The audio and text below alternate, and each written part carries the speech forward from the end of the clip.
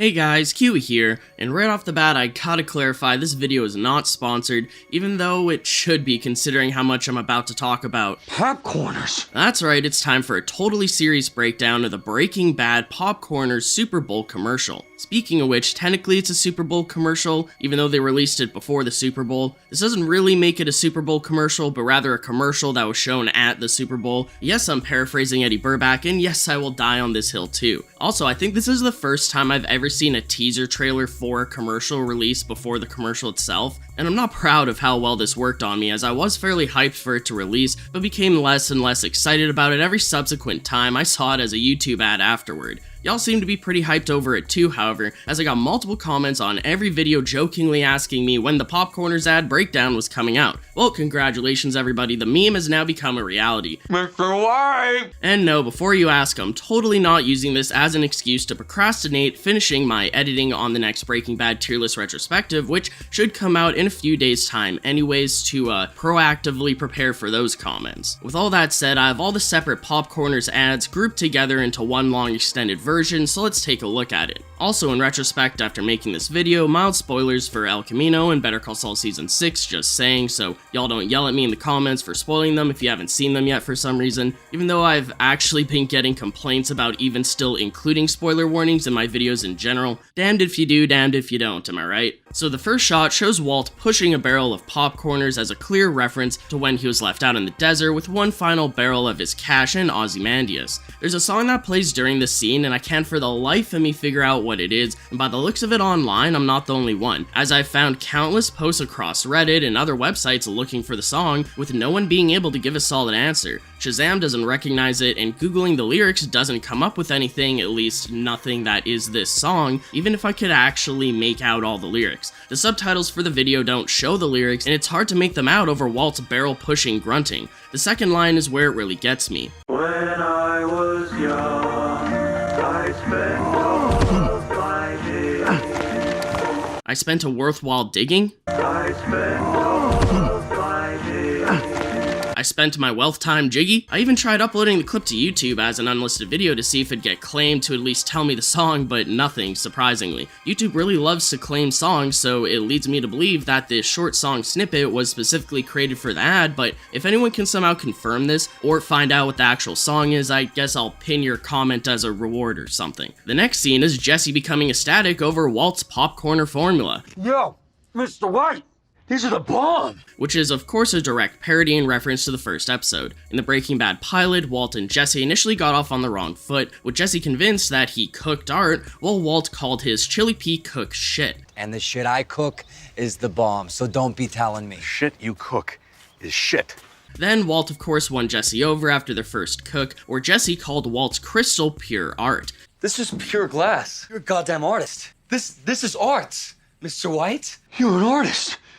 This is art! Mr. White! Here we see the same dialogue ripped from that scene, even starting with the through the table shot at Jesse's face as he looks down at the tray of popcorners, just like in the show when he's looking down at the crystal. As I said in my Breaking Bad tier list, Breaking Bad is known for its through the floor shots. First was when Jesse tried dissolving Emilio's body in the bathtub in episode 102, then when Walt was helping clean up the aftermath at the beginning of 103, and then in season 2 when they hid Tuco's gun at the beginning of 203. These are just a few examples, with them doing this even more times throughout both Breaking Bad and Better Call Saul, so it's cool to see they were able to recreate the shot for the commercial. Now looking back in editing, they didn't actually do a through the table shot in episode 1 of the show like they did in the commercial here, but they did do it a ton of other times in the show, such as this scene from 209 when they were making it, so enjoy that instead, I guess. Anyway, the dialogue throughout the Popcorners commercials are practically all one-to-one references to the show, except with them replacing cooking crystal with making popcorners. One example, of course, being Walt undermining his art while Jesse's freaking out over the product. Actually, it's just basic chemistry, but thank you, Jesse. I'm glad it's acceptable. Actually, Jesse, it's just basic ingredients. I love how they added how Walt tells Jesse not to eat their own supply, similar to Walt following the golden drug dealer rule of not doing your own drug supply, only selling it. However, in the show, they broke out into an argument over it, but in the commercial, they just kind of brush over it.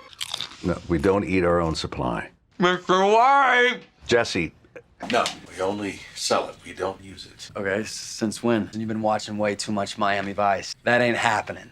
I do find it incredibly funny how Walt tells Jesse not to eat the popcorners, but then in the next scene where they're bickering over having trouble starting the RV, we can literally see Walt eating some himself. Walt's a hypocrite confirmed. But to rewind a tad, as Jesse gets excited over the popcorners, he jumps right into implying that they should speak to Tuco about it, which is not TV show accurate, 0 out of 10. Everyone's gonna want to taste, and I know just the guy to talk to. Every jibhead from here to Timbuktu is gonna want to taste. Meantime, just the guy to talk to. To give the biggest actually ever, obviously they first tried selling to Crazy 8 and Emilio, only for that to not work out. Run, Mr. White, run! Followed by Jesse trying to sling Crystal on the streets himself before they finally decided to work with Tuco. Obviously the commercial just wants to cut to the chase for the Tuco cameo in just a moment, so I'll forgive this lore-breaking moment considering everything else in these ads are direct references on top of references. Anyways, I love how they got the RV back to film this. They must have used the RV that they used in Better Call Saul, as they totally had to recreate it for Better Call Saul due to them not having the original from Breaking Bad anymore, but it still looks great. Also, of course, we gotta reference the multiple times that Walt and Jesse struggled to start the RV, along with bickering over it while doing so, as each time that they struggled to get the RV running inched them closer and closer to episode 4 Days Out, where the RV totally broke down with a dead battery, leaving them stranded. Now moving on to the Tuco cameo, which is a good enough time as any to call out how Bryan Cranston, Aaron Paul, and Raymond Cruz all reprised their roles specifically for these Popcorners commercials when they thought they never would again after Better Call Saul and El Camino. His movie came out, El Camino. Oh, well, we'll do it once more. Okay, there it is. And then we did Better Call Saul. Well, okay, this is the last. This is the last time. And now Popcorners. For Brian and Aaron, they thought that El Camino was going to be their swan song, and then they got convinced to appear in Better Call Saul, which is when they really thought that they'd hang up their coats. However, I suppose the Popcorners money was a really fat stack to convince them to come back. Thank you, Popcorners. And hey, I'm not hating, let them make that bag. Love you, baby. So you never know. You never know. Keep We're hope stopped alive. saying never do it again. Yes. We love it. We love it. Also for Raymond Cruz, although he did reappear a few times during Better Call Saul season 1 and 2, he never reprised the role of Tuco for later seasons due to it being so hard on him playing the role of Tuco, along with the fact that his wife allegedly didn't like him playing the role either. To be honest, I would have loved to see Tuco reappear in the final season of Better Call Saul, maybe showing him getting released from prison and taking over the Salamanca business, but hey, screw that, right? Because we got him in the Popcorners ad, and that's more than enough cause for celebration. Jokes aside though, I obviously love all these actors and respect their decisions, so regardless, I was hyped to see all three of them return in this ad at the end of the day. So back to the actual scene. What are these? They call them popcorners. Jesse answering Tuco's question of asking what popcorners are may be a loose reference to either him wondering why their second batch of product was blue. What is this shit? This is blue. We use a different chemical process, but it is every bit as pure. Maybe blue, but it's the bomb. As that was the first batch of Blue Sky that they ever made, or it could be a loose reference to Tuco asking them about the rice-laced crystal that they tried to convince him to take while he had them kidnapped out in the desert. Well, what's with this gag? It smells like head cheese. No, it's killer. Yeah, seriously.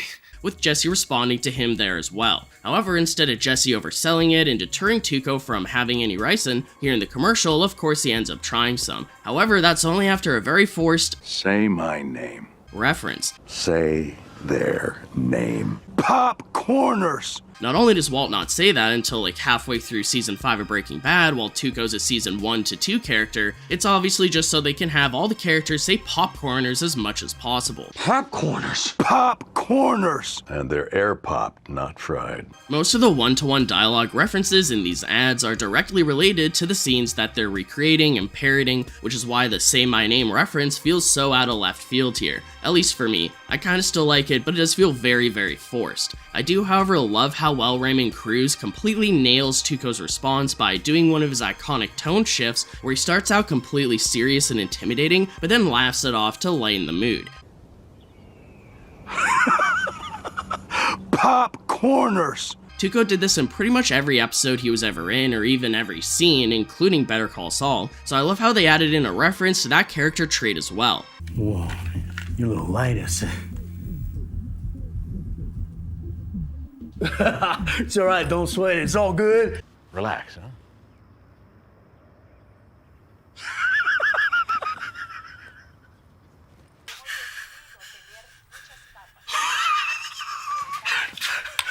Theo. Let's just stay calm here.